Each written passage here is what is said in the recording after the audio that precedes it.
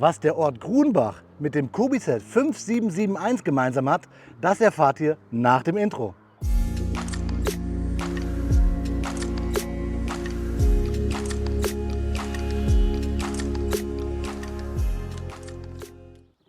Heute mal nicht willkommen in der Noppenklötzchenscheune, sondern in Grunbach, den Geburtsort von Ernst Haenkel. Und da passt es doch ganz gut, dass ich euch das Kobi-Set 5771, die Haenkel He 111 H22 mit der V1 vorstelle.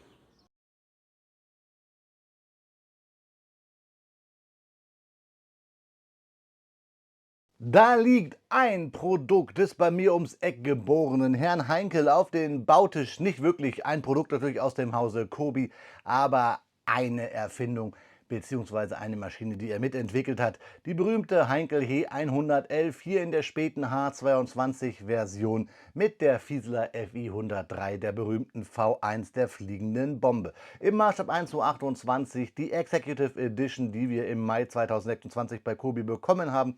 Natürlich aus der Historical Collection World War II, namentlich die 5771. 927 Steinchen, 2 Minifiguren ab 10 Jahren. Schön hier in Abendhimmel fliegt die Haenkel He 111 wahrscheinlich gen London bzw. Großbritannien. Wir schauen uns die Rückseite an. Da bekommen wir die Maße, ganze 46 cm Spannweite haben hier bei der Haenkel He 111 und eine Länge von 34 cm. Wir sehen hier ein Originalfoto des Gespannes. Die Fakten bekommt ihr gleich. Wir haben einen Schreibtisch, wir haben einen Luftwaffenpiloten und wir haben Herrn Robert Lusser. Über den werden sich gleich auch die Fakten drehen. Drehen ist aber auch das Stichwort. Wir werden jetzt diesen Karton einmal drehen lassen, denn wir wollen ja wissen, was sich im Inneren dieses Kartons verbirgt. Da liegt unser Gespann aus Haenkel He 111 und V1 auf den Bautisch. Wir haben 3 relativ gut gefüllte Bauabschlusstüten auf dem Bautisch liegen. Wir haben den schwarzen Teiletrenner, das Schweizer Taschenmesser, der Klemmbaustein-Enthusiasten auf dem Bautisch sowie unsere mit Klammern zusammengehaltene, in DIN A4-Format gehaltene Anleitung zum Set 5771. Kartondesign spiegelt sich ja mittlerweile in den Anleitungen wieder. Wir sehen natürlich hier viel Babyblau, viel Hell und viel Dunkelgrün und natürlich ganz viel Schwarz. Uns fällt natürlich auf, tolle Drucke wie hier die massiv bedruckte Kanzel der Haenkel He 111. Das hatten wir ja bei früheren Versionen so nicht. Wir schauen uns die Anleitung an des Bombers, der im Maßstab 1:48 gehalten ist. Heißt also, die Jagdflugzeuge, die wir von Kobi kennen, im Maßstab 1:48 passen perfekt hierzu. Wir haben eine kleine Legende. Wir fangen mit der Bauabschlusstüte 1 an. Die Legende ist immer wichtig, weil Kobi-Steine zwar 100% kompatibel sind mit anderen Systemsteineherstellern, wie zum Beispiel Lego oder Mold King oder wie sie auch heißen, aber in der Form, in der Farbe und der Funktion oft abweichen, aber trotzdem funktionieren. Wir klemmen mit dem ersten Baustep natürlich los. Dieser ist der erste, der farblich ist. Dann ist der aktuelle immer farblich und der davor ist hier in so einen weiß-grau gehalten. Pfeile weisen uns den Weg, was wir machen sollen, beziehungsweise zeigt es ja die farbliche Hervorgegebenheit.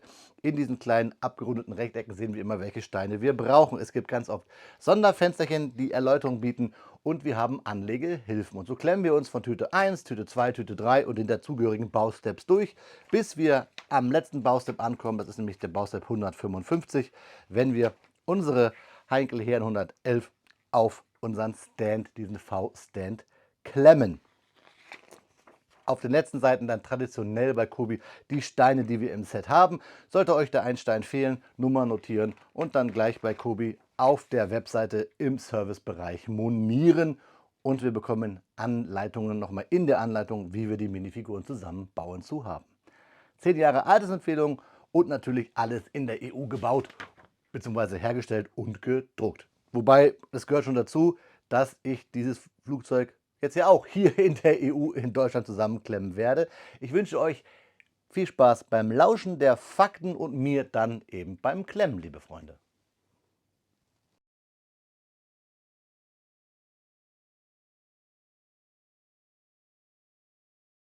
Speedbildzeit ist Faktenzeit. Ganz ehrlich, wenn man über die Luftwaffe im Zweiten Weltkrieg spricht, denken wir doch sofort an die Messerschmitt Bf 109 oder die gefürchtete Junkers Ju-87 Stuka. Doch ein Flugzeug war über Jahre hinweg das eigentliche Arbeitstier der deutschen Bombenoffensive, die Heinkel He 111. Kaum ein anderes Flugzeug steht so sinnbildlich für die frühen Luftangriffe der Luftwaffe wie dieser zweimotorige Bomber. Von Polen über Frankreich bis hin zur Luftschlacht um England, die Heinkel war überall im Einsatz. Und gegen Ende des Krieges bekam sie sogar noch eine völlig neue Aufgabe: den Start der berüchtigten V1 Flugbomben. Die Entwicklung der Heinkel He 111 begann bereits in den 30er Jahren. Offiziell wurde sie zunächst als ziviles Verkehrsflugzeug getarnt, um die Beschränkungen des Versailler Vertrags zu umgehen. Doch hinter den Kulissen war von Anfang an klar, dass hier ein moderner, schneller Bomber entstehen sollte. Ihren Erstflug absolvierte die Maschine im Jahr 1935. Besonders auffällig war die später eingeführte, komplett verglaste Bugkanzel, die der Maschine ihr markantes Aussehen verlieh. Angetrieben wurde die Heinkel von zwei Daimler-Benz-Motoren und erreichte je nach Version Geschwindigkeiten von über 400 Stundenkilometern. Für damalige Verhältnisse durchaus beachtlich, geplant war ja ein Schnellbomber.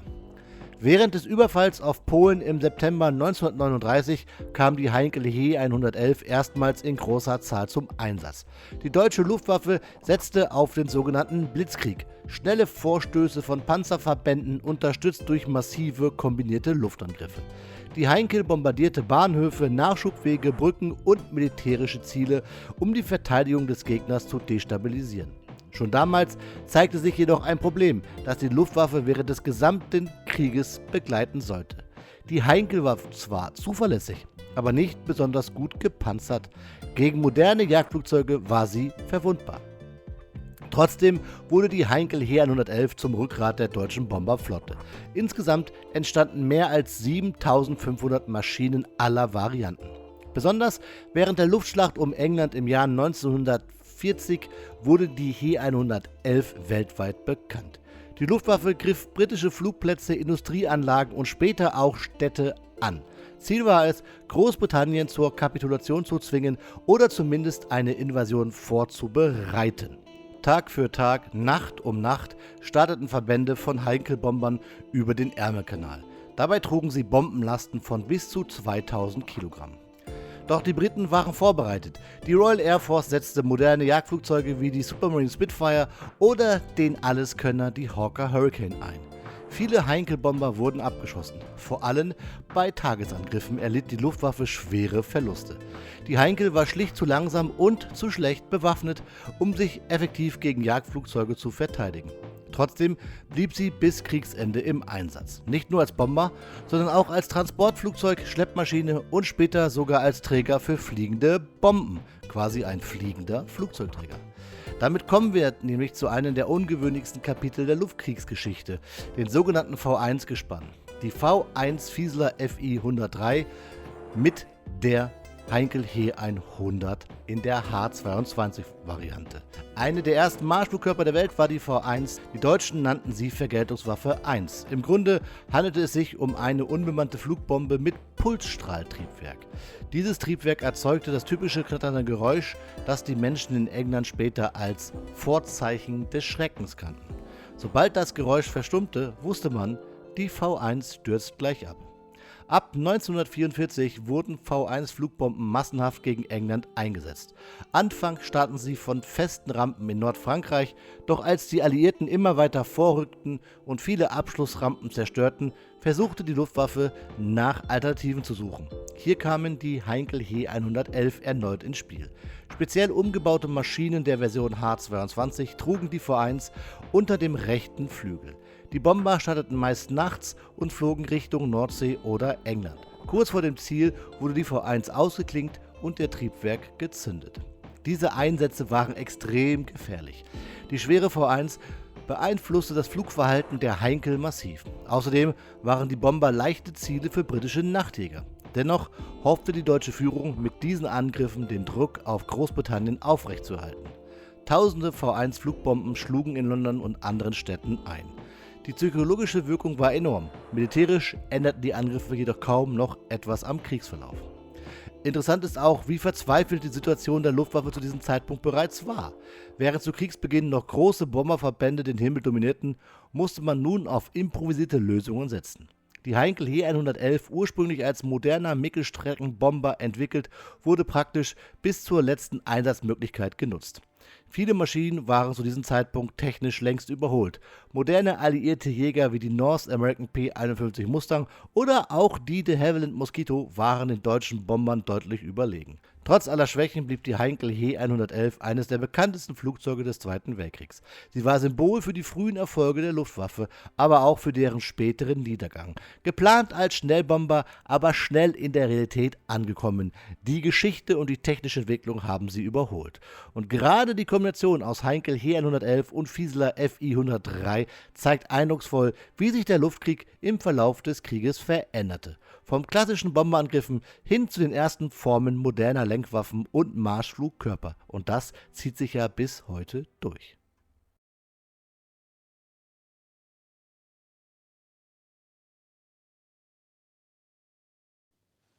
Ja, liebe Freunde, da steht unsere Heinkel He 111, das Kobi-Set 5771, die Executive Edition aus der Historical Collection World War II von Kobi auf den Bautisch. Altersempfehlung 10 plus, 927 Steinchen und 2 Minifiguren im Maßstab 1:48. Und wenn wir über die 5771 sprechen, dann müssen wir auch über die 5772 sprechen, die normale Variante der Heinkel He 111, hier in der Version H3, die es von Kobi gibt. 788 Teile für 67,99 €. Dieses Set hier kostet 69,99 € und wir haben hier fast 1000 Steine.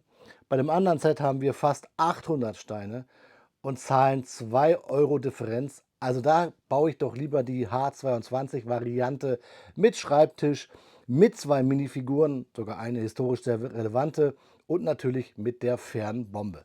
Aber das bleibt euch überlassen. Das könnt ihr mir gerne in die Kommentare schreiben, welche Version ihr hier besser findet. Ich muss sagen, ich habe schon mal eine Heinkel gebaut, vor 4 Jahren, eine Heinkel He 111 von Kobi, die 5717. Das Video findet ihr hier oben auf dem i auf meiner Kobi-Playlist.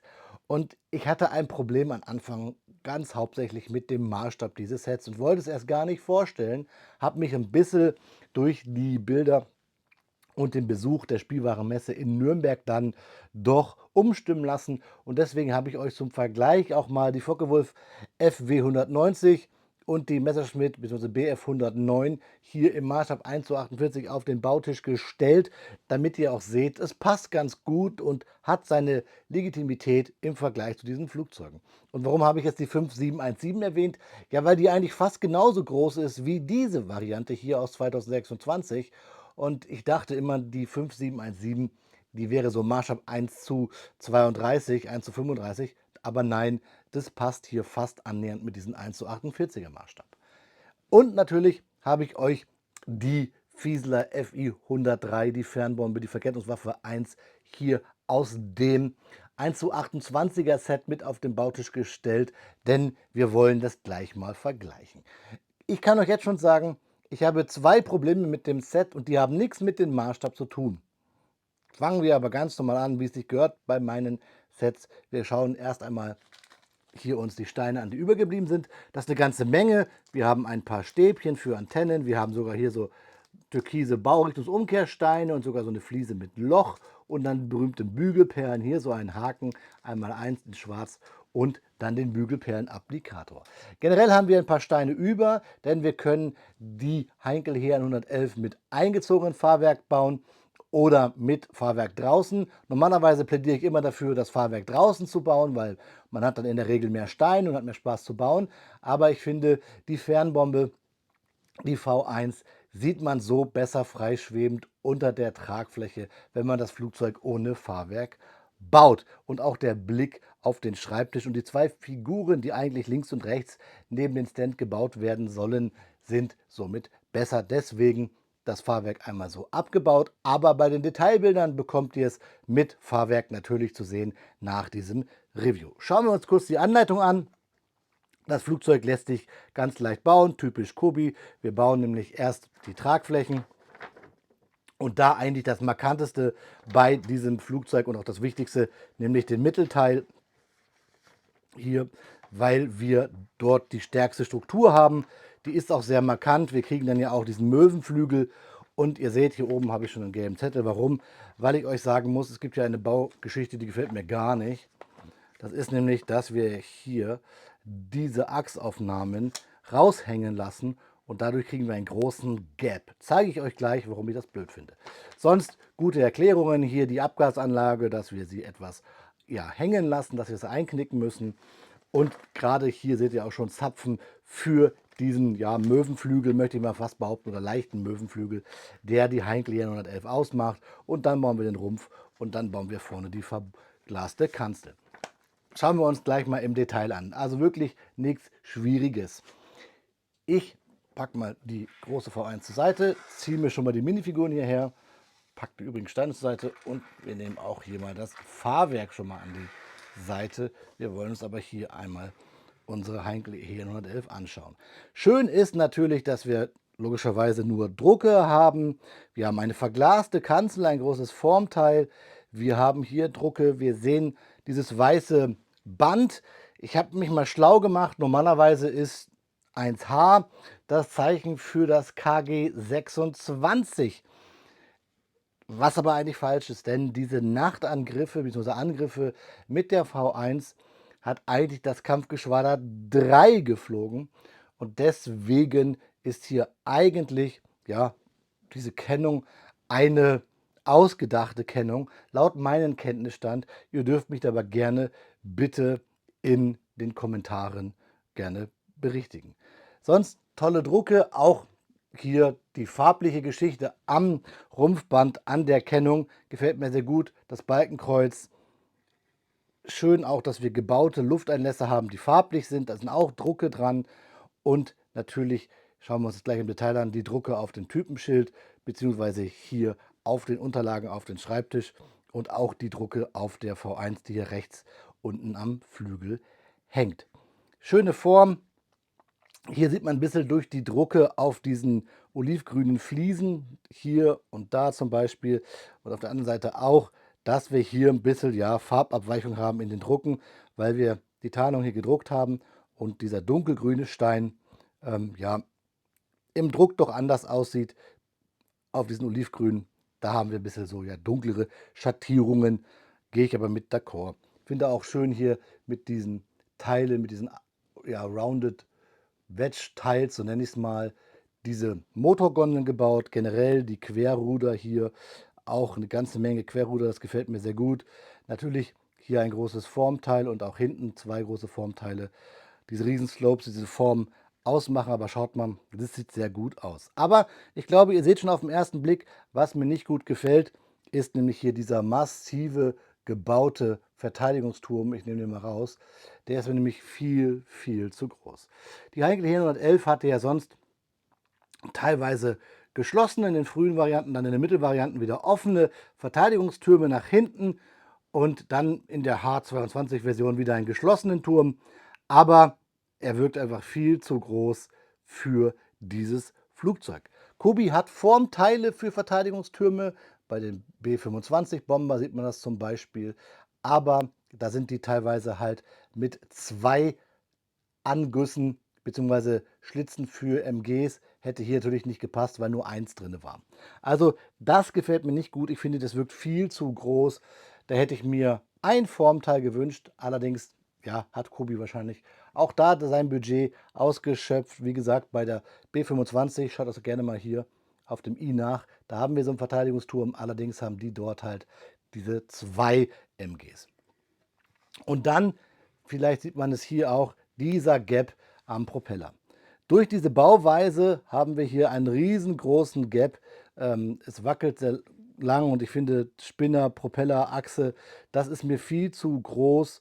Das gefällt mir nicht. Ich habe es umgebaut, habe es euch aber so gelassen, ihr seht es nämlich auf der Rückseite. Man kann nämlich auch in diesen Baustep, den ich in der Anleitung markiert habe, auch ja, diese Achsaufnahme weiter reinstecken. Dann passt bloß allerdings hier, da seht ihr es, da habe ich es ganz reingebaut, nicht mehr die Propeller, die Narbe bzw. der Spinner nicht mehr ganz drauf, dass man es drehen kann. Man kann es aber so ranklemmen und randrücken. Man kann es dann nicht drehen so gut, das ist klar, aber so gefällt es mir einfach besser. Ich habe es euch auch bei den Detailfotos so gelassen, damit ihr sehen könnt, was gefällt euch besser. Ich finde diesen Gap hier einfach viel zu groß. Da kommt man schnell mal gegen, es kann abbrechen. Deswegen habe ich mir lieber gedacht, komm her, mache ich es so. Diese Steine von Kobi kriegen sowieso sehr leicht Stressmarken. Man kann es vielleicht mal sehen hier. Ich hebe es mal in die Kamera. Da diese Achsaufnahmen bei Kobi kriegen sowieso sehr, sehr, sehr leicht Stressmarken. Heißt, so oft darf man es nicht machen, dann bricht es ab. So, apropos abbrechen, ihr hört es vielleicht, ich werde dieses Video nicht abbrechen, ich ziehe es durch, denn wenn wir hier ein Flugzeug bauen, ist bei mir nämlich ja im Anflug eine Erkältung. Das ist typisch, wenn es Richtung Feiertage geht bei mir. Immer wenn es ein paar freie Tage gibt, sagt mein Körper, hey lieber Bloxy, wie wär's, wenn du krank wirst? Und ich hoffe, ihr hört das nicht so doll, wie ich mich aus meinen Zu-Nasen Nebenhöhlen hier selber auf dem Video anhöre. Ich nehme mal den Stand ab, der ist ja sehr wichtig hier, zweiteilig, denn wir haben ja den Schreibtisch da drauf, aber ich möchte euch das Flugzeug von unten zeigen. Mir gefällt sehr gut dieses Babyblau. Generell bin ich Fan dieser Farbe. Fast jedes Flugzeug, wo Kobi im Einsatz hat damit, gefällt mir sehr gut. Ob es die Stuka-Varianten sind, ob es die Ju-88 ist, ob es, oh, was ist es noch, die Me 109 ist, in der Tropenvariante zum Beispiel. Ich mag dieses hellblau, außer beim Tornado, da war es vielleicht too much. Aber hier finde ich sehr gut. Wir haben hier auch hier unten die Abwehrbewaffnung. Ich nehme mal übrigens hier die Fieseler FI 103 mal kurz ab. Hier unten schön gebaut, finde ich gut gelöst. Generell gibt es noch ein kleines Highlight hier, nämlich diese Bombenschächte, die wir aufmachen können mit etwas ja, Glück. Man braucht ein bisschen Fingernägel, denn diese Kubisteine gehen sehr schnell ab. So. Na, meine Finger wollen nicht dahinter so richtig. So, jetzt haben wir es. Ich mache es hier wieder fest. Zack. Denn wir sehen hier drinnen die Röhren, die Behältnisse, in denen die Bomben der He 111 gepasst hätten. Und jeder, der schon mal Luftschlacht um England geguckt hat, ich kann es euch nur empfehlen. Ein super guter Film, in dem ja fast echte Heinkel He 111 fliegen, aufgewertete, umgebaute der spanischen Luftwaffe. Dort sind nämlich diese Flugzeuge sehr lange geflogen, mit dann auch Hispano-Sulzer-Motoren, aber egal. Wenn ihr mal da schaut, da seht ihr auch, wie aus diesen Röhren sogar Bomben abgeworfen werden. Sehr detailliert. Finde ich gut, dass Kobi auf dieses Detail hier Wert gelegt hat. Und wie gesagt, diese Abwehrbewaffnung hier unten, auch vor allen Dingen hier mit den Transklierteilen. Das gefällt mir sehr gut. Also ihr könnt auch die He 111 in der H22-Version bauen, ohne die Fieseler FI 103, indem ihr nämlich hier, jetzt muss ich kurz schauen, wo der Stein ist, da, diesen Stein hier nimmt. Das hier muss noch mit raus. So, und dann könnt ihr hier euer Flugzeug clean machen und ihr habt die Heinkel He 111 als Bomber. Beim Fahrwerk das gleiche, dazu müssen diese Steine hier raus, die man hier so reingebaut hat. Da, das geht raus und das geht ab hier vorne. Zack, und schon könntet ihr hier das Fahrwerk da reinbauen. Ich habe euch gesagt, in meinem Fall werde ich das jetzt nicht machen. Ich möchte die V1 unter der Tragfläche schön sehen. Heißt auch, ich muss hier diesen Stein wieder losmachen. Denn ich finde, wie gesagt, das sieht sehr gut aus. Hier seht ihr, was ich gemeint habe, auch diese bedruckten und dann gebauten Lufteinlässe. Das finde ich ganz klasse. Und wenn wir mal gucken, bei bedruckt ist hier die Kanzel, ein großes Formteil. Aber was ich cool finde, ist diese Technik. Sieht ein bisschen ja, spooky aus, aber mit Baurichtungsumkehr, mit Bracket, wie so eine Spritze eigentlich nach vorne, damit wir dieses MG durch das Loch stecken können. Hier die frontale Abwehrbewaffnung. Übrigens sieht man die auch sehr, sehr gut, den Gunner, den Bombenschützen, bei dem Film Luftschlacht um England. So, ich habe es euch gesagt, in meiner Variante hier fällt das relativ leicht ab. Hier wirkt es halt einfach zu groß. dieser Gap, das gefällt mir nicht. Packen wir jetzt aber mal unsere Heinkel Heer 111 zur Seite, denn dieses Flugzeug hat ja noch viel, viel mehr dabei im Set. So, sieht ein bisschen aus wie Demolition Derby. Hier schaue ich euch mal ganz kurz das Fahrwerk. Schön gebaut, schön gelöst. Hier mit diesen Hohlsteinen, sage ich mal, 2 Steine, 2 Plates hoch, können wir es dann im Fahrzeug, im Fahrwerk, nicht Fahrzeug, Schacht versenken. Ja, Highlight natürlich unsere Flugbombe, die wir hier mit dem Stab aus diesem Stein, der rechts unter die Tragfläche kommt, an das Mutterschiff, an die Heinkel Heer 111 anhängen können. Wir haben tolle, viele Drucke hier, nicht auftreten, Abstell, Pallung N, Herkules, dann hier Wagen, FZ und so weiter und so fort. Also ne, Klebestreifen von der Unterseite vor Inbetriebnahme entfernen und so weiter. Also wirklich viele tolle technische Drucke und auch hier der Abgasstrahl an diesem Pulsstrahltriebwerk finde ich richtig gut. Wenn wir jetzt mal vergleichen, hier unsere 1:28er Variante zur 1:48er Variante, dürft ihr gerne mal in die Kommentare schreiben. Hier wirkt es etwas runder, das ist klar, aber die hier hängt ja auch unter unserer Heinkel Heer 111. Aber auch da haben wir dieses Babyblau. Hier haben wir sogar, wenn ihr es mal schaut, an der Spitze, ich versuche es mal so zu halten, Drucke, hier in dieser Wellenform, da jetzt ist es besser, da haben wir diesen Druck, hier haben wir es durchgehend. Und hier ist auch der Druck besser gelungen bei der 1:48er Variante als bei der 1:28er Variante. So, ich schiebe es mal an die Seite, schiebe das mal an die Seite. Und jetzt kommen wir zum eigentlichen Highlight, nämlich diesen Stand, der sehr, sehr cool geworden ist. Natürlich wird hier nochmal die Modellbezeichnung gedoppelt. Heinkel Heer 111 H22 with V1 Flying Bomb, um mal so zu bleiben. FI 103, Maßstab 1:48. Aber richtig cool ist dieser Schreibtisch hier mit einmal einer Risszeichnung der Fieseler FI 103 und die Berliner Illustrierte Zeitung mit einem Artikel hier über die Fernbombe. Und auch ganz cool sind hier diese Schubladen, die nämlich eigentlich nur diese typischen 1x1er Fliesen sind, die wir als Jumper kennen, nur mit Loch, in denen wir dann halt hier so eine Bügelperle gedrückt haben. Also das, wofür Kobi bekannt ist. Und schon haben wir Knöpfe für einen Schreibtisch und diese typische Lampe mit Bakelitschirm, glaube ich, oder sowas. Diese typischen grünen gefällt mir auch richtig gut. Und wir können das dann hier auf diesen Schreibtisch so einfach draufstellen. Richtig Hammer.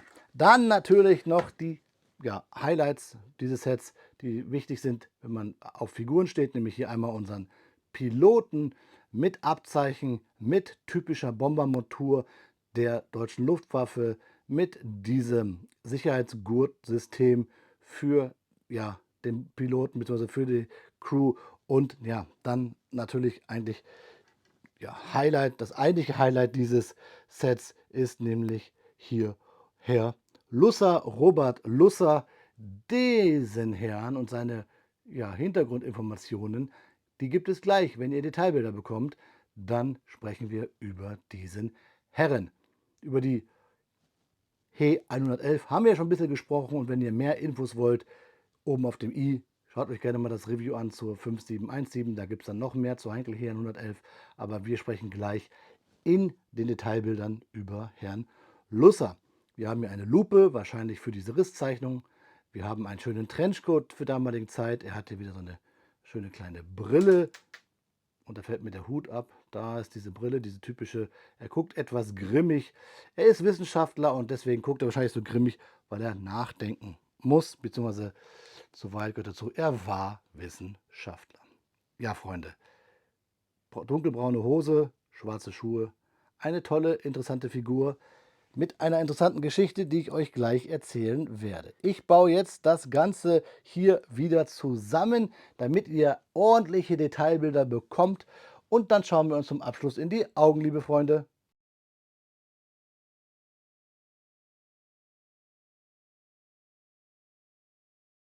An dieser Stelle eine kleine Danksagung an alle Kanalmitglieder, die mir helfen, diesem Kanal algorithmustechnisch zu pushen und auch den Kanal auf eine breitere finanzielle Basis stellen.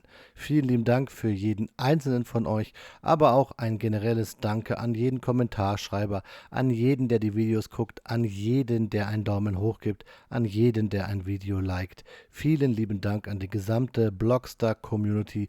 Ihr seid die Geilsten.